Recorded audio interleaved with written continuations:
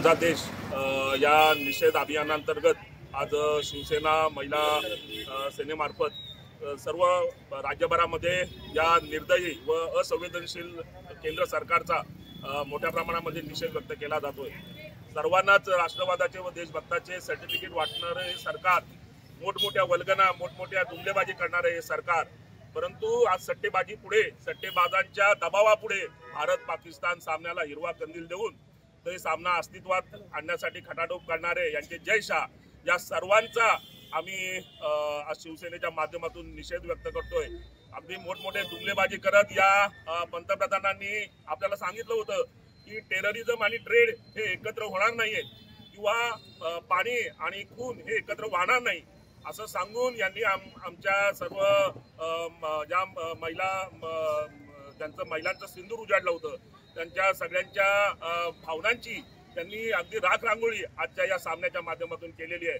त्यांनी मोठमोठ्या वल्गना केल्या होत्या, परंतु त्या ट्रम्प सरकारच्या दबावात आणि सट्टेबाजांच्या दबावामध्ये आज ते भारत पाकिस्तान सामना खेळवण्यासाठी मजबूर झालेले आहेत।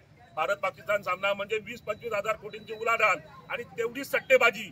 त्यामुळे या सट्टेबाज कोण खेळतात, सट्टेबाजीमध्ये कोणती लोक, कोणत्या समाजाची लोक मोठ्या प्रमाणात असतात, हे जर याचा उलगडा झाला तर या मागचं सगळं अर्थकारण काय आहे हे देखील सर्वांना उजळ होईल। आणि या दबावाखाली म्हणून मोठमोठ्या राष्ट्रवादाच्या वल्गना करणाऱ्या मोदी सरकारने गुडघे टेकलेले आहेत आणि त्यांनी आज भारत पाकिस्तान सामन्याला परवानगी दिलेली आहे। त्याचा तीव्र निषेध व्यक्त करण्यासाठी आणि एवढंच त्यांना इशारा देण्यासाठी की तुम्ही जे हे सर्टिफिकेट वाटत बसता त्याचा खरं तर तुम्ही स्वतः आत्मपरीक्षण करण्याची गरज आहे। तुम्ही एकदा स्वतःचा चेहरा नीट आरशामध्ये बघा। आमचे बाळासाहेब होते की ज्यांनी या देशाला खरं हिंदुत्व शिकवलं आणि ज्यांनी शेवटपर्यंत भारत पाकिस्तान सामन्याला विरोध केला आणि जेव्हा केव्हा अशी परिस्थिती होती तेव्हा अगदी त्या धावपट्ट्या देखील उकरून काढल्या होत्या।